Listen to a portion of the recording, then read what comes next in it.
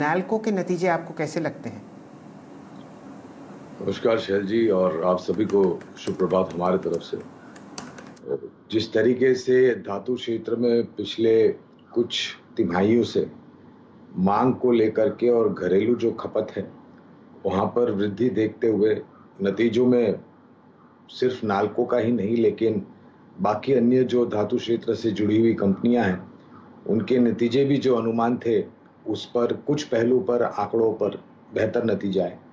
बुनियादी तर्क के आधार पर खरीदारी की राय है और जो आंकड़े आए हैं और खास करके अभी जो टिप्पणियां सुमित भी कर रहे थे और अन्य धातु क्षेत्र की कंपनियों की टिप्पणियां मैं ध्यान में रखूं तो मेरे ख्याल से शायद मैं गलत नहीं होऊंगा कि आपको अगर मौका मिलता है तो आपको खरीदारी करनी चाहिए। थोड़ी बहुत गिरावट अगर मिलती है तो बेहतर होगा, और अगर आपके पास निवेश है पुराना तो मेरे ख्याल से उसको बनाए रहने में ही समझदारी होगी।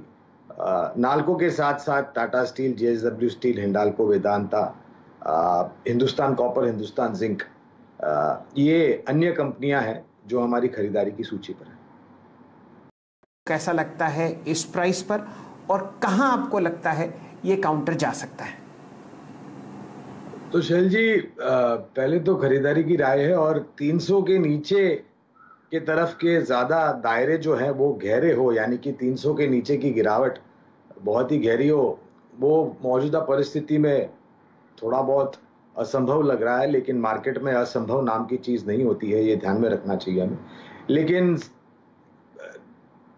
हमारा ये मानना है कि 450 और उसके ऊपर के लक्ष्य आपको बहुत जल्द आते हुए दिखाई देंगे और 1 अप्रैल 2022 भी दूर नहीं है जहां पर स्क्रैपेज पॉलिसी लागू हो जाएगी, जिसको लेकर के कमर्शियल व्हीकल की मांगों में बहुत ही बड़ी वृद्धि होती दिखाई देगी, खास करके राज्य परिवहन विभाग के तरफ से।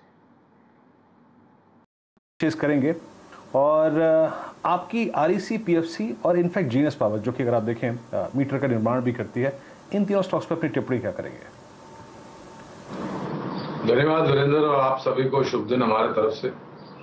तो हमने कुछ दिनों पहले ऊर्जा उत्पादन को लेकर के क्षेत्र पर बात की थी और उस समय ऊर्जा उत्पादन क्षेत्र पर बात करते हुए हमने ये भी टिप्पणी करी थी कि ऊर्जा उत्पादन करने वाली कंपनियां तो आपको ध्यान में रखनी है, लेकिन उसके साथ साथ ऊर्जा वितरीकरण जो करती हैं उस कंपनियों पर भी ध्यान देना चाहिए।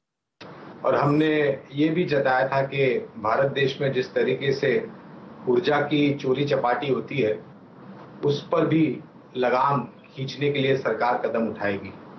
इन सब पहलुओं को ध्यान में रखते हुए और जिस तरीके से अभी लक्ष्मण जी ने कुछ क्षण पहले बातें की और सरकार के तरफ से जो घोषणा होने वाली है उनकी जानकारी हमें और आपको और सबको दी, तो ये सब चीज को ध्यान में रखते हुए मुझे लग रहा है कि फिर एक बार आरईसी, पीएफसी और बुनियादी तर्क के आधार पर इन दोनों ही कंपनियों पर खरीदारी है। जीनस पावर पर हमारी कोई डिटेल रिसर्च रिपोर्ट नहीं है, लेकिन इतना बिल्कुल कहूंगा कि जिस तरीके से अब अनटैम्पर्ड, टैम्पर प्रूफ रादर मीटर लगाने की बात करी है सरकार ने, तो जाहिर है वो सब कंपनियां जो इस प्रकार के मीटर बनाते हैं टैम्पर प्रूफ, उन पर भी मेरे ख्याल से नजर रहेगी। होगी इसमें फंडामेंटली शाह साहब केईआई इंडस्ट्रीज। तो शैल जी, आपको भी शुभ दिन हमारे। तो जाहिर है कि जब तारे जुड़ेंगे तभी तो ऊर्जा उत्पादन क्षेत्र से उपभोक्ताओं तक पहुंचाई जाएगी, और वहां पर खास करके जो केबल्स होते हैं उसकी बहुत जरूरत पड़ती है, जहां पर से भारी मात्रा में ऊर्जा को भेजा जाता है वितरीकरण के लिए।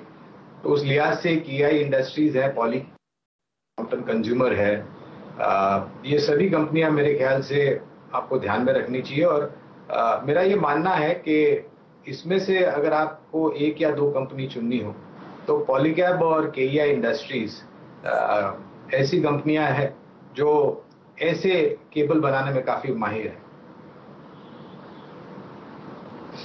शॉपिंग लिस्ट में अपने क्लाइंट्स के लिए इस वक्त आईटी में क्या है? फ्रंटलाइन आईटी में एक स्टॉक, मिड कैप आईटी में एक स्टॉक, कौन सा होगा वो?